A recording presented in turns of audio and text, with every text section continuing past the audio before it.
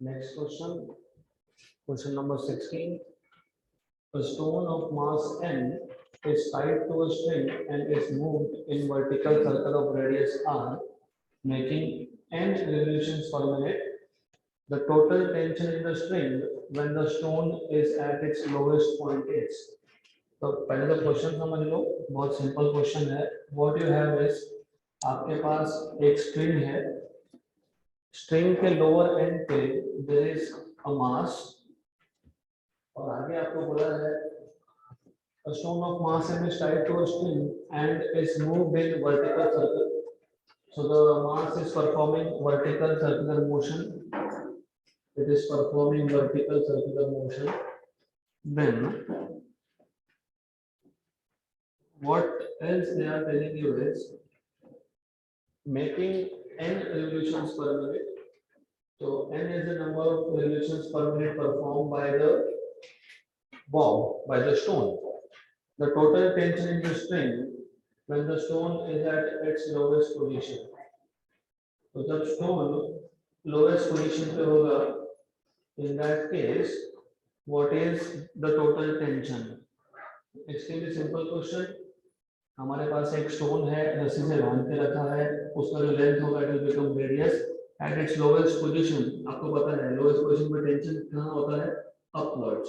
So tension is pointing towards the center. Where is mg? Vertically downwards. mg is vertically downwards. So you have mg here vertically downwards, right? And वैसे by the way, question solve करने से पहले you should always remember कि जब आपके पास circular motion हो, in that case which force is compulsory? Centrifugal. उसका direction क्या होता है? Towards the center. तो as you can see, यहाँ पे towards center कौन सा है? Tension. उसको opposite कौन है? mg. तो tension T minus mg equal to mv square by r. Well, हमको mv square by r नहीं लिखना है यहाँ पे, हम यहाँ यूज करने वाले हैं m r ओमेगा स्क्वायर. क्यों? क्योंकि हमको क्या दिया है? Frequency, right? तो याद आएगा आपको t इक्वल टू mg को शिफ्ट कर दो, mg plus m r omega. What is omega?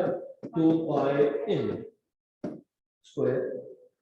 अब even before going ahead you should know answer is option number D. कैसे?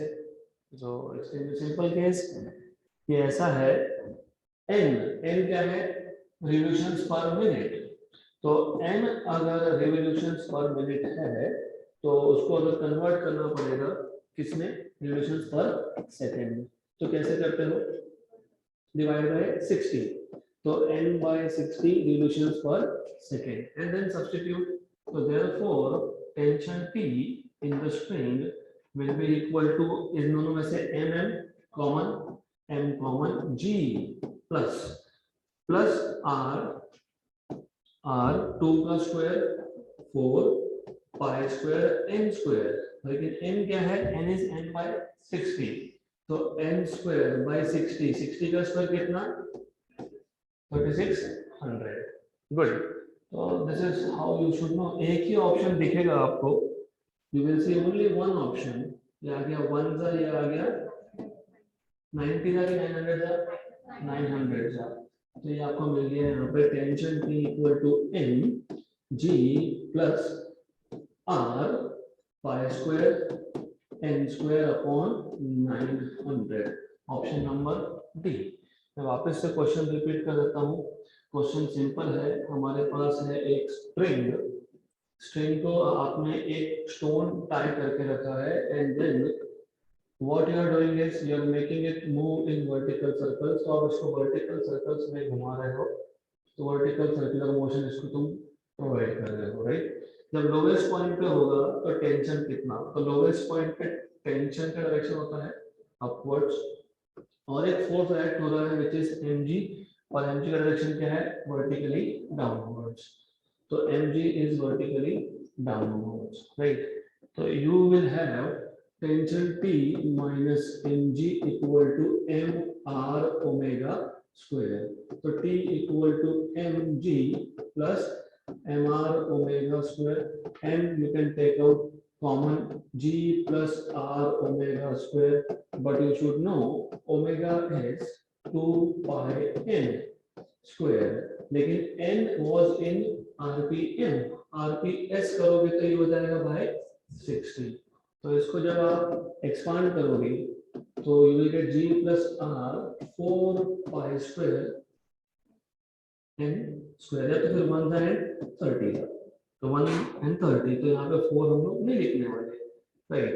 तो in this case what you will have is simple है, extremely simple.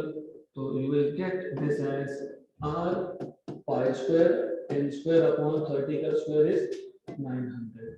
आ गया option number D, simple question.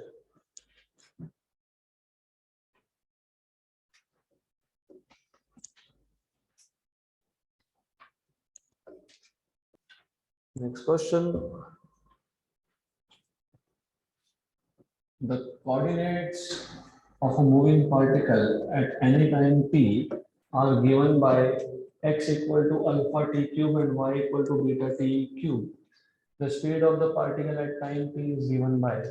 तो first of all, इस question को solve करने से पहले आपको पता होना चाहिए जब आप वेलोसिटी बोलते हो मतलब v बार, क्योंकि वेलोसिटी क्या होता है, वेक्टर क्वांटिटी, राइट।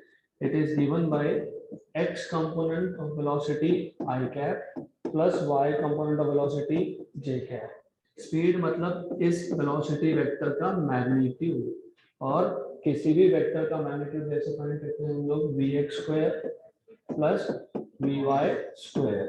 तो इतना आपको सबसे पहले पता होना चाहिए। इफ यू नो दिस तो ये क्वेश्चन सॉल्व करना इजी होगा। Then what is given to you, आपको क्या बताया है, आपको बताया है x is what alpha t cube और y is what beta t cube। तो हो क्या रहा है, हमारे पास एक ऑब्जेक्ट है जो 2 डायमेंशंस में मूव हो रहा है, दैट इज द आइडिया। तो ये x एक्सिस, ये y एक्सिस, हमारे पास एक ऑब्जेक्ट है which is moving in xy plane, तो वो xy प्लेन में मूव हो रहा है, और जब xy प्लेन में मूव होगा तो x भी चेंज होगा और y भी चेंज होगा। तो x कैसे चेंज हो रहा है, अल्फा t क्यूब और y beta t cube. Then do you remember how to find out velocity, derivative of displacement. ये x कंपोनेंट ऑफ वेलोसिटी मतलब dx बाय dt और y कंपोनेंट ऑफ वेलोसिटी मतलब dy by dt, correct. आपको rules पता होना चाहिए how to find out derivatives. तो vx equal to d dt of x क्या था, alpha t cube. Similarly y component is d dt of beta t cube. Then you should know जो constants होते हैं उसको आप कहाँ लिखते हो, इंटीग्रेशन, डेरिवेटिव और इंटीग्रेशन के बाहर, तो डेरिवेटिव के बाहर। तो you will have here alpha बाहर निकाल लो, d dt of t cube, ये आ गया x कंपोनेंट, और यहाँ पे ये beta outside d dt of t cube. जिनको डेरिवेटिव के फॉर्मूलाज नहीं पता तो समझ लो अच्छे से, बहुत सिंपल है। अगर आपके पास t रेज टू n का डेरिवेटिव है तो it is n into t raise to n minus 1। यहाँ पे क्या है, t क्यूब, तो vx क्या आएगा, alpha t cube 3t square, very good. और ये क्या आएगा, beta 3t square, good good. ये मिल गया आपको x कंपोनेंट और y कंपोनेंट। हमें क्या फाइंड करना था, स्पीड। स्पीड क्या होता है, v equal to under root of vx square plus vy square which is equal to under root of vx, मतलब अल्फा 3t स्क्वायर का स्क्वायर, राइट। तो 3 अल्फा t स्क्वायर का square plus 3 beta t square का square, good. Then इन दोनों में से क्या कॉमन निकलेगा, 3t स्क्वायर का स्क्वायर, तो under root of 3t square का स्क्वायर निकल गया कॉमन, क्या बचा alpha square plus beta square. अब ये 3t स्क्वायर का स्क्वायर अंडर रूट में है तो इसको बाहर निकाल लो, तो क्या आएगा 3t square under root of alpha square plus beta square. ऐसा कोई ऑप्शन होना चाहिए। ऑप्शन नंबर सी, बी में 3t है और सी में 3t स्क्वायर है, तो option number C done.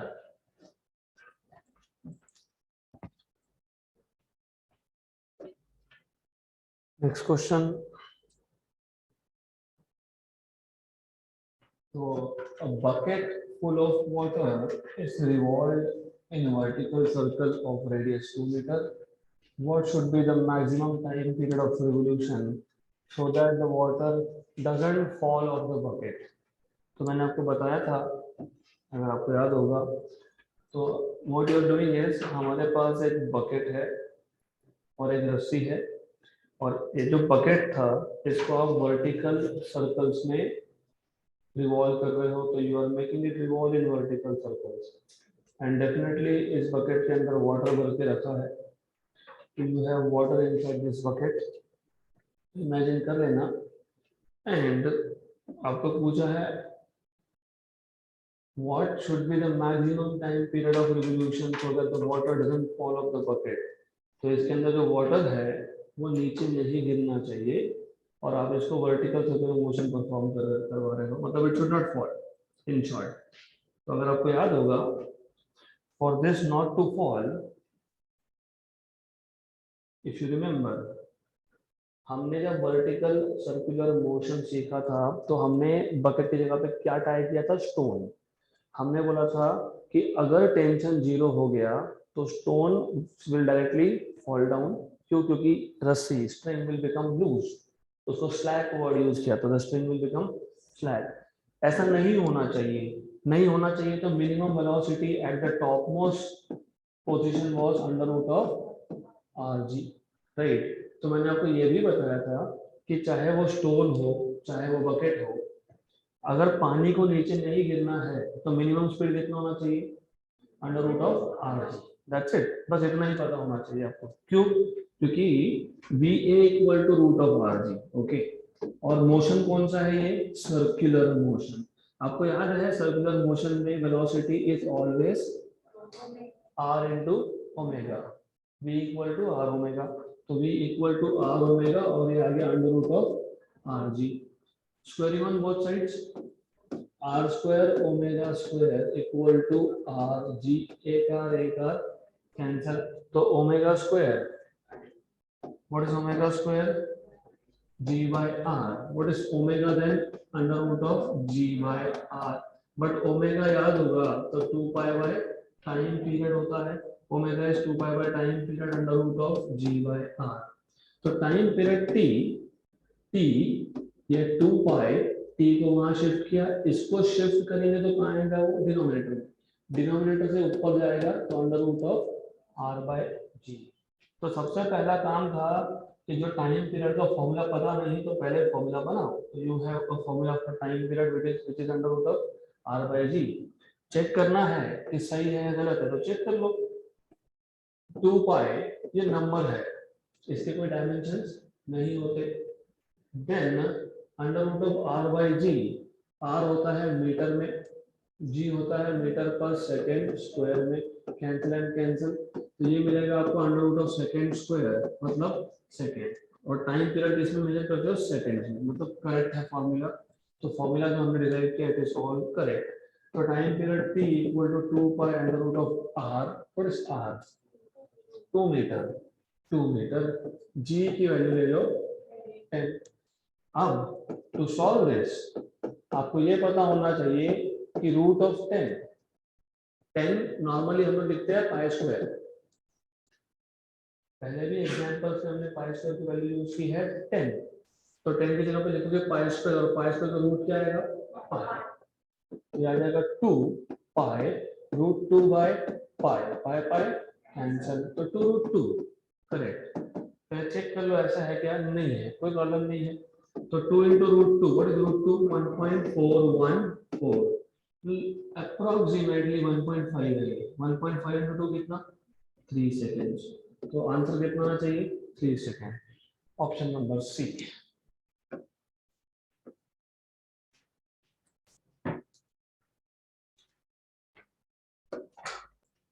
Next question.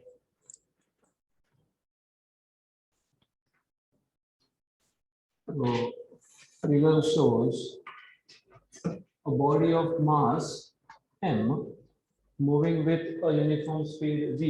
Uniform speed का मतलब होता है uniform circular motion along a circle of radius r.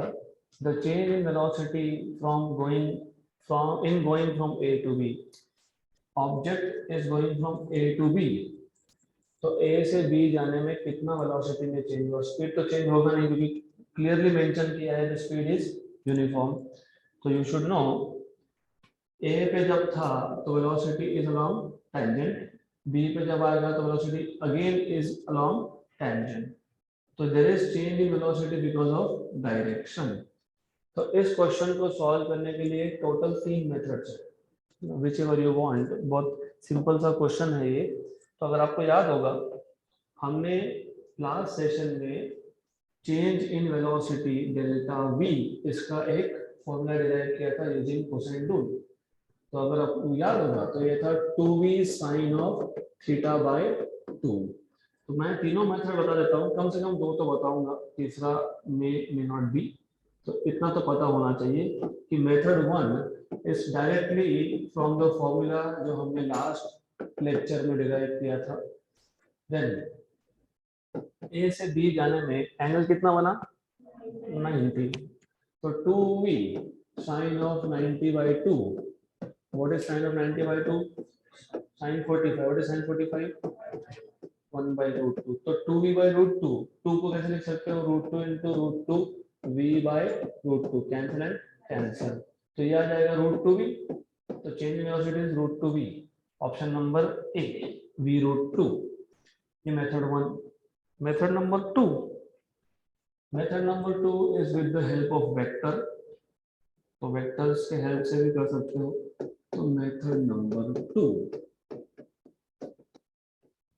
हमारे पास ऑब्जेक्ट है जो पहले ए पे था, फिर वो बी पे गया, और आपको पता है ए पे उसका वेलोसिटी का डायरेक्शन था अलोंग द टेंजेंट, मतलब वर्टिकली अपवर्ड्स, वर्टिकली अपवर्ड्स, और यहाँ पे है टू द लेफ्ट। तो ये याद रखना, इसको हम वेक्टर्स में लिखते कैसे हैं? वर्टिकली अपवर्ड मतलब कौन सा direction? Y axis. Y axis मतलब जे कैप। तो इसको आप बोल सकते हो वी जे कैप। ये माइनस वी आई कैप, ये है आपका इनिशियल वेलोसिटी वी इनिशियल। ये है आपका फाइनल वेलोसिटी। फिजिक्स में जब भी चेंज पूछा हो, चेंज मतलब delta V, change in velocity delta V bar, क्योंकि चेंज इन वेलोसिटी पूछा ना, change in velocity.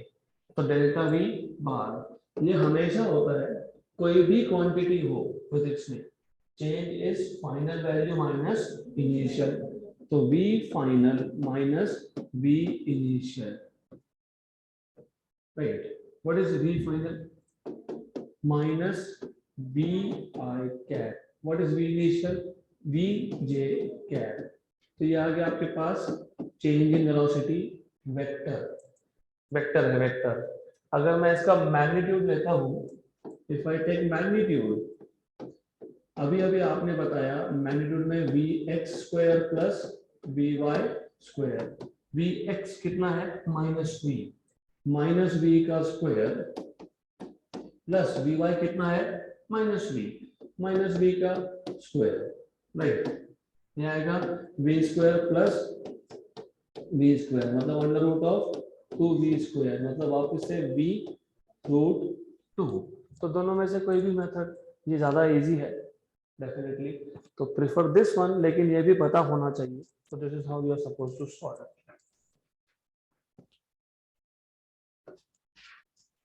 Next question,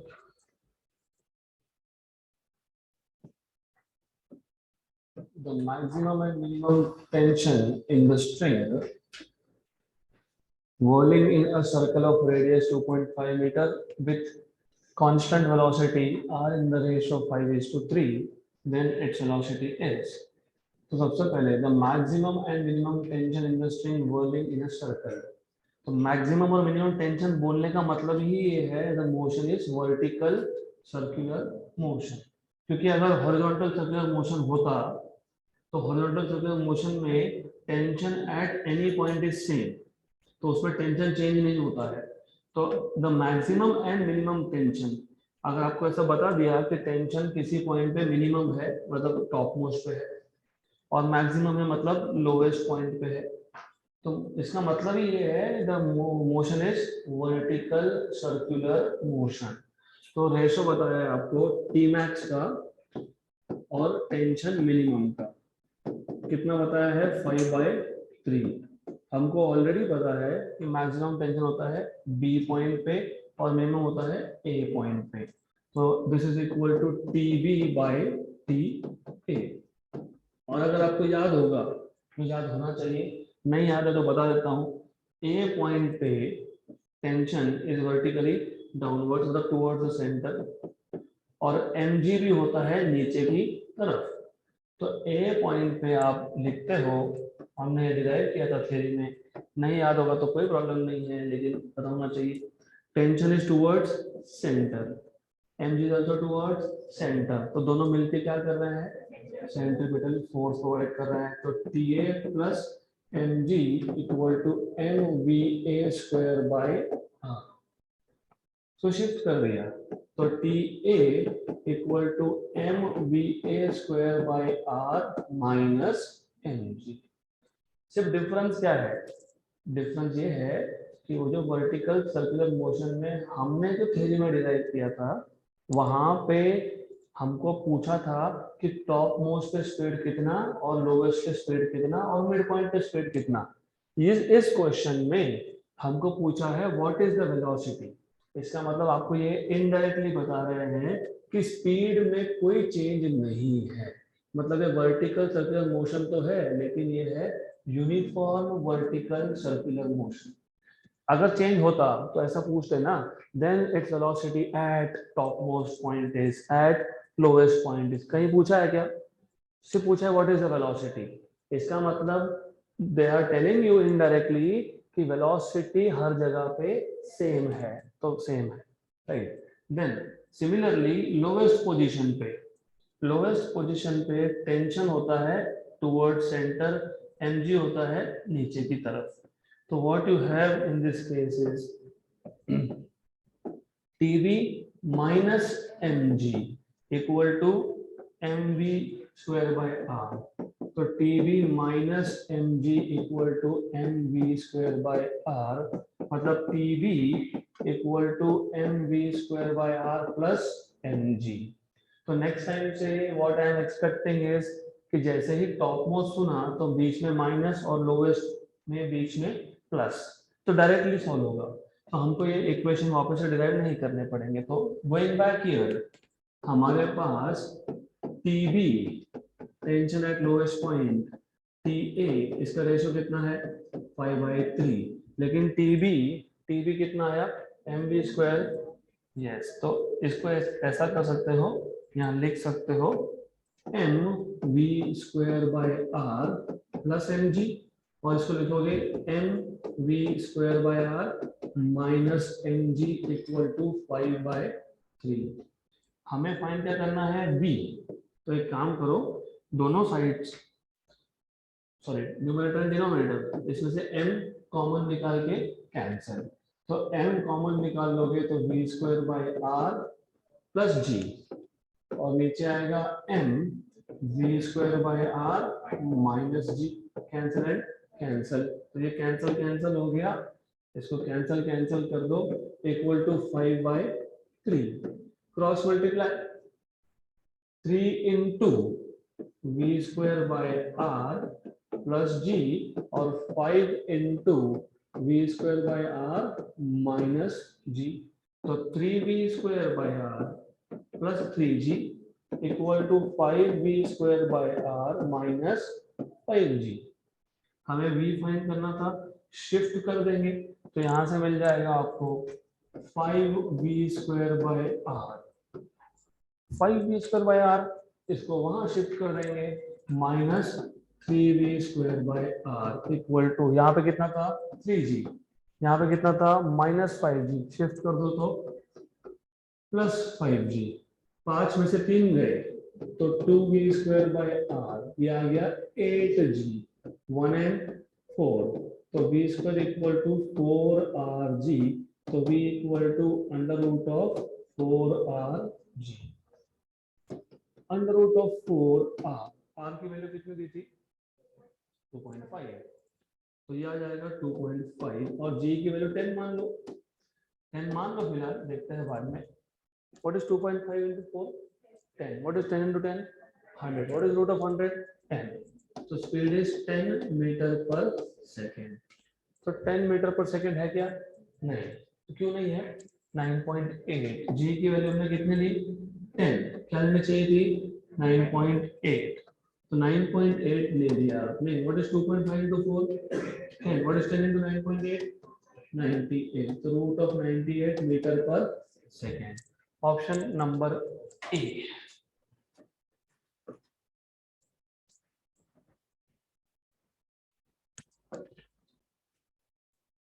Next question.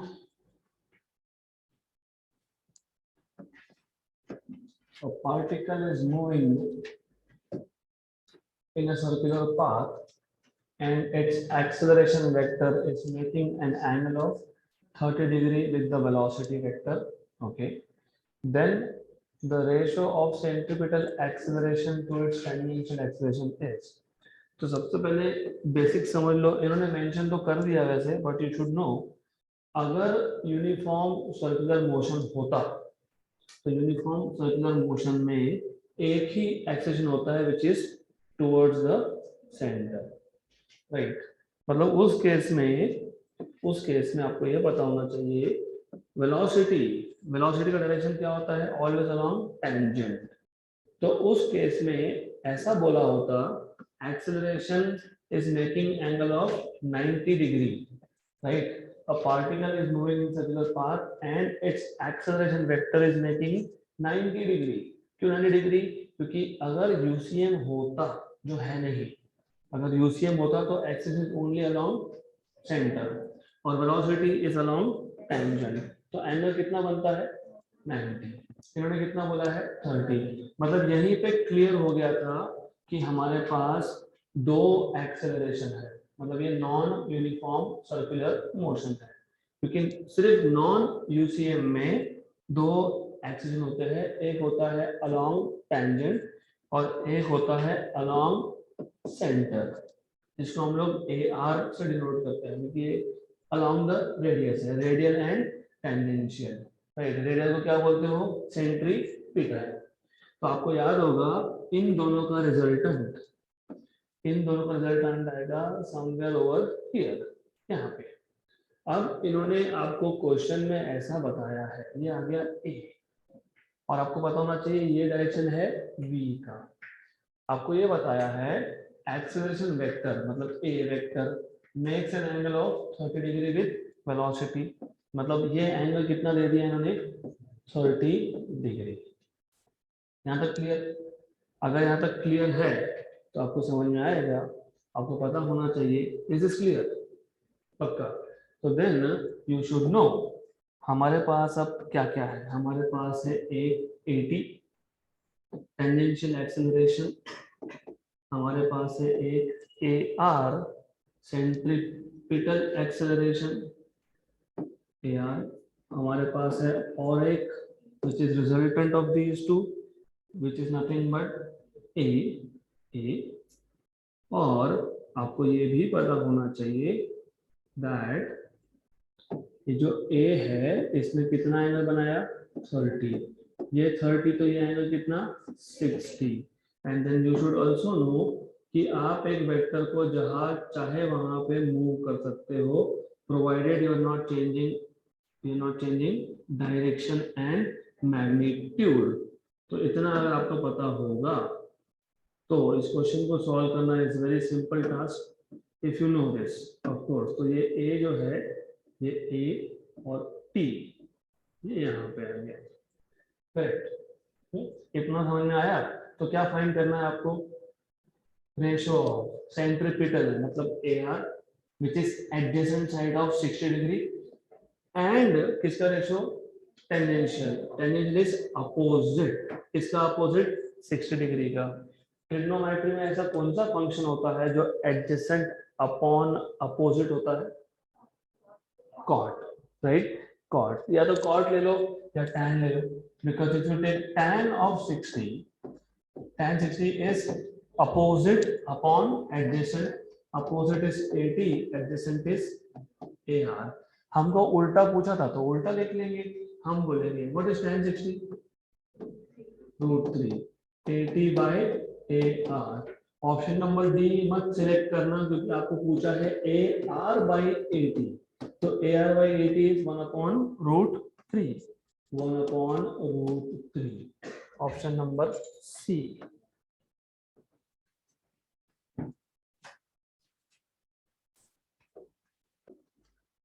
Next question. So अभी this is the end of set 1. We are moving towards next set. Set number 2 इसका पहला question. इसमें थोड़े से questions मैंने इंक्लूड किए हैं कॉन्वेक्स एंड कॉन्केव ओवरब्रिज के।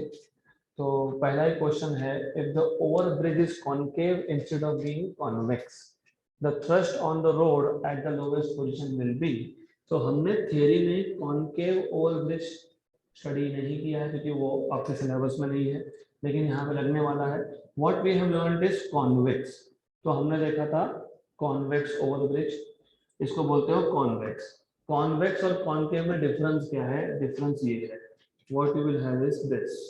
पहले तो मैं इसको यहाँ पे लाता हूँ and then I will show you what is the difference. तो डिफरेंस सिर्फ इतना ही है, इफ यू रिमेंबर, अगर याद होगा तो ऐसे ब्रिज को बोलते हो कॉन्केव, राइट? तो this is concave overbridge, this is convex overbridge. मैं दोनों ही केसेस बता देता हूँ। इसका centre is somewhere over here, मतलब ब्रिज के नीचे, इसका सेंटर होता है ब्रिज के ऊपर। हमारे पास एक व्हीकल है जो कॉन्वेक्स या कॉन्केव ब्रिज के ऊपर मूव हो रहा है, तो हमारे पास एक गाड़ी है विच इज मूविंग। तो दोनों केसेस, राइट? तो आपको पता होना चाहिए normal reaction is normal here, right? And mg जो था वो नीचे था, करेक्ट? तो मैं दोनों फोर्सेस ड्रॉ कर देता हूँ, ये हो गया mg, और नॉर्मल रिएक्शन जो होगा, नॉर्मल रिएक्शन ऐसा जाता है डायरेक्टली जाके सेंटर पे, राइट? तो it goes and meet at the centre, ये पता होना चाहिए। Good, then this over here, ये था आपका mg, राइट? ये था आपका वर्टिकल। अगर आपको याद होगा इस एंगल को हमने बोला था semi vertical angle theta. Then ये था नॉर्मल रिएक्शन n, ये था mg, ये थीटा तो ये भी थीटा। तो mg का एक कंपोनेंट, कौन सा कंपोनेंट? कॉस कंपोनेंट, क्योंकि ये mg है, ये mg कॉस है, यहाँ पे mg साइन है। mg साइन हमारे काम का नहीं है तो हम दिखाने नहीं वाले उसको। तो यू शुड नो, ये आ गया आपके पास mg cos ऑफ थीटा। तो mg cos थीटा, इसका डायरेक्शन क्या है? Towards the centre. और नॉर्मल रिएक्शन का डायरेक्शन क्या है? Opposite, opposite to centre, away from centre, मतलब। गुड। तो इस केस में आपने लिखा था कि mg cos theta minus normal reaction, क्योंकि नॉर्मल रिएक्शन कहाँ पॉइंट कर रहा है? अवे। mg cos थीटा कहाँ पे है? टुवर्ड्स। तो mg cos theta minus normal reaction equal to mv square by r। ये था कॉन्वेक्स ओवरब्रिज। देन हम कॉन्केव का भी केस देख लेते हैं, उससे पहले इफ यू रिमेंबर, जब ये गाड़ी यहाँ पे आ जाएगी, मतलब कहाँ पे? टॉप मोस्ट पोजिशन पे आ जाएगी, तो एंगल कितना होगा? 0, क्योंकि एंगल आप किससे मेजर कर रहे हो? वर्टिकल से। एंगल कितना हो गया? 0, 0। तो at the top most position theta is 0, तो cos 0 is 1, तो mg minus n equal to mv square by r। तो ये हमने ऑलरेडी देखा है। अब if you talk about concave overbridge, तो ये हो गया वर्टिकल, यहाँ पे आपका व्हीकल है, राइट। देन इसमें फोर्सेस कौन कौन से एक्ट हो रहे हैं वो भी देखना पड़ेगा। उससे पहले ये है आपका एंगल थीटा।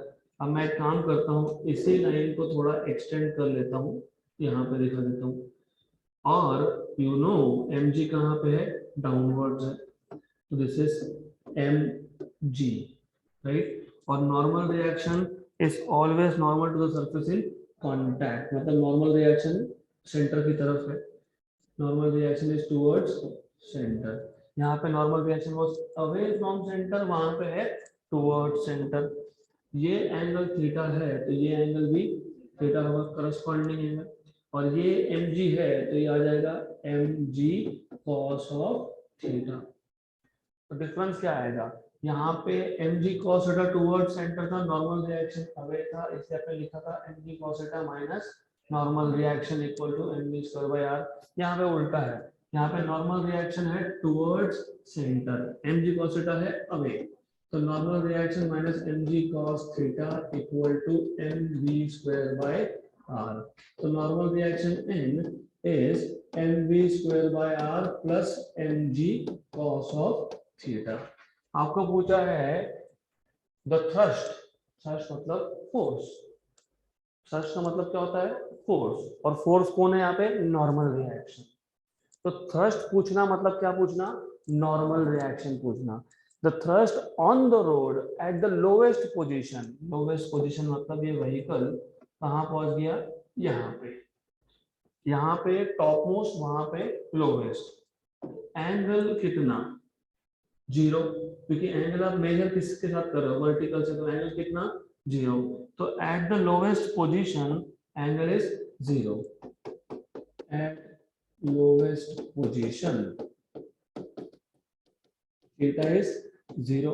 अगर थीटा 0 है तो इस इक्वेशन में n equal to mv square by r plus mg, क्योंकि cos 0 इज 1, तो कहाँ पे mv square by r plus mg, option number A.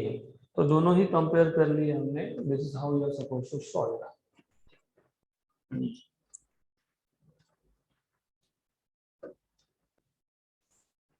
Next question, a sphere is suspended by a thread of length L, sphere is suspended by a thread of length L। तो आपके पास एक thread है, उसके नीचे एक sphere है, suspend किया है, सस्पेंडेड मतलब उसको सिर्फ लगा के ऐसे रखा है, राइट। और इसका लेंथ है L, तो L is the length of this thread. What minimum velocity, horizontal velocity, तो व्हाट मिनिमम हॉरिजॉन्टल वेलोसिटी मतलब उसको हॉरिजॉन्टल डायरेक्शन में धक्का देना है, तो what should be the minimum horizontal velocity be, has to be imparted to the ball, has to be imparted to the ball, for it to reach the height of suspension, for it to reach height of suspension। Suspend कहां से किया पहले ये समझ लो, suspend कहां से किया है, सस्पेंड यहां से किया है, तो ये आ गया S point which is suspension point. कितनी जोर से धक्का मारना चाहिए, कितना वेलोसिटी देना चाहिए, सच दैट क्या होगा यहाँ पे, the body should reach height of suspension. What do you mean by that, इसका मतलब क्या कि बॉडी जो है, बॉडी मतलब ये बॉल, ये कहाँ पे आना चाहिए, हाइट ऑफ सस्पेंशन मतलब कहाँ पहुंचना चाहिए, यहाँ पे पहुंचना चाहिए, राइट। हाइट ऑफ सस्पेंशन मतलब ये इतना हाइट। तो ऑलवेज रिमेंबर ये ग्राउंड लेवल है और ये हाइट है, हाइट ऑफ सस्पेंशन कितना आएगा, ये h इक्वल टू कितना आएगा, l, तो h equal to l, this is what you need to know, इतना आपको पता होना चाहिए। गुड, तो कितना वेलोसिटी दोगे so that the ball reaches height of suspension, that is what they are asking you, simple, good, so you should know। इसको solve करने के लिए 2-3 मेथड है। मैं आपको सिंपलेस्ट बता देता हूँ, क्योंकि वो मेथड आप बाकी जगह पे भी अप्लाई कर सकते हो। Always use conservation of total energy in this case. A point पे हाइट इज 0। अगर कंफ्यूजन क्रिएट होता है तो इसको बोल दो बी पॉइंट, इसको बी पॉइंट बोल दो, क्योंकि हमने वर्टिकल सर्कुलर मोशन में इसको बी बोला, इसको बोल दो सी पॉइंट। बी पॉइंट पे हाइट इज 0, क्योंकि हाइट हम मेजर ही बी पॉइंट से करते हैं। तो अगर हाइट 0 तो कौन सा एनर्जी 0? Potential energy 0। तो बी पॉइंट पे only energy will be kinetic. और सी पॉइंट पे ऑब्जेक्ट आके रुक गया, रुक गया मतलब वेलोसिटी 0। वेलोसिटी 0 मतलब कौन सा एनर्जी 0? काइनेटिक 0। तो only energy at C is potential. तो according to law of conservation of energy, total energy at B is equal to total energy at C. Total energy at B is potential energy at B plus kinetic energy at B, and at C is potential energy at C plus kinetic energy at C.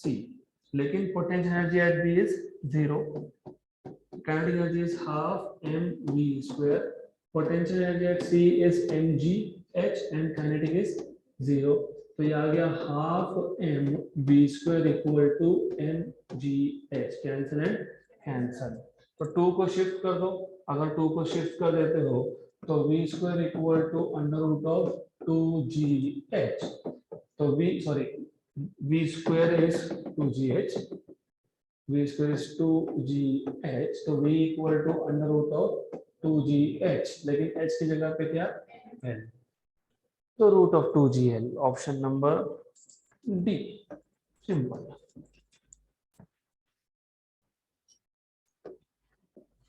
Next question. Next question, mass m slips along the wall of a semi-spherical surface of radius r. The velocity at the bottom of the surface is. तो एक मास है m, you see there is a mass m, तो यहाँ पे ऊपर एक मास है m, ये मास है m here।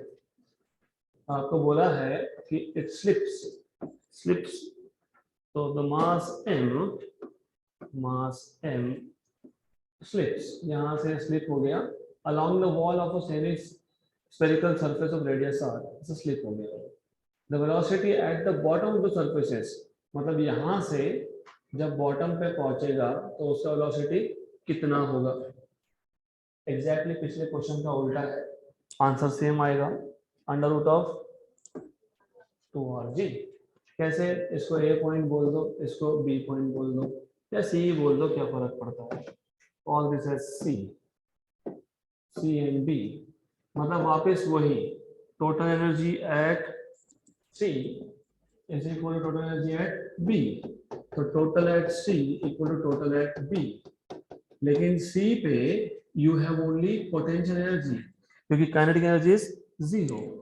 तो पोटेंशियल एनर्जी एट सी और यहाँ पे काइनेटिक एनर्जी एट बी, क्योंकि potential at B is 0, kinetic at C is 0, same it is mgh, this is half mv square, cancel and cancel.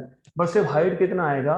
r, तो height is r, तो gr, और ये 2 को shift कर दिया तो v equal to under root of 2gr, done. Next question में a grinding wheel, you know grinding wheel, चक्की। A grinding wheel attained a velocity of 20 radian per second in 5 seconds starting from rest। starting from rest मतलब initial angular velocity is 0, और 5 second में कितना हो गया? 20, मतलब final कितना है? 20। और ये ओमेगा है, एन नहीं, क्योंकि क्लियरली बोला है रेडियन पर सेकेंड, तो 20 रेडियन पर सेकेंड कितने टाइम में? 5 सेकेंड में, 5 सेकेंड में। Then find the number of revolutions made by the wheel. तो 5 सेकेंड में कितने रिवोल्यूशंस हुए ये पूछा है, तो आपको पता होना चाहिए एक रिवोल्यूशन में कितना एंगल, मतलब 2 पाई। राइट। तो 2 में कितना 4 पाई, 3 में कितना 6 पाई, 4 में 8 पाई। तो अगर आपको थीटा मिल गया, थीटा मिल गया तो आपको पता लग जाएगा कितने रिवोल्यूशंस कैसे। तो यू सेड एक में 2 पाई, तो 2 पाई इंटू 1। 2 में आपने बोला 2 पाई इंटू 2। 3 में आपने बोला 2 पाई इंटू 3। तो n राउंड में it is 2 pi into n। तो अगर n फाइंड करना है तो थीटा n अपॉन 2 पाई। तो अगर आपको थीटा मिल गया तो आपका काम हो जाएगा। तो you are suppose to find out what is theta, correct. तो थीटा कैसे फाइंड करते हैं, याद है काइनेमेटिक्स से इक्वेशन याद है, s equal to ut plus 1/2 at square. s की जगह पे थीटा, u की जगह पे omega initial t plus 1/2 a की जगह पे अल्फा और t स्क्वायर। थीटा फाइंड करना है, ओमेगा इनिशियल पता है, t पता है, अल्फा पता नहीं है। तो अल्फा फाइंड करना है तो ये याद होना चाहिए v equal to u plus at। तो v minus u upon t is a। a की जगह पे अल्फा, v की जगह पे ओमेगा फाइनल और u की जगह पे omega initial by t। Omega final कितना 20, इनिशियल कितना 0। 20 माइनस 0 अपॉन टाइम कितना 5, 20 में 5 कितना 4, तो 4 रेडियन पर सेकेंड स्क्वायर। तो आपको मिल गया अल्फा की वैल्यू, ये अल्फा की वैल्यू आप सब्स्टिट्यूट कर दोगे थीटा के इक्वेशन में। तो theta is omega initial which is 0 plus 1/2 alpha, alpha कितना आया 4, टी कितना दिया था 5, 5 का स्क्वायर 1 एंड 2 दा 25 into 2 50। तो थीटा कितना आ गया 50, correct, clear. Then but as you know, अभी भी बताया था मैंने, theta is equal to 2 pi n। तो n equal to theta by 2 pi. Theta कितना 50 अपॉन कितना 2 पाई, 25 बाय पाई। तो कितने रिवोल्यूशंस हुए 25 by pi, 25 by pi. Option number C. Okay, so that's it for today.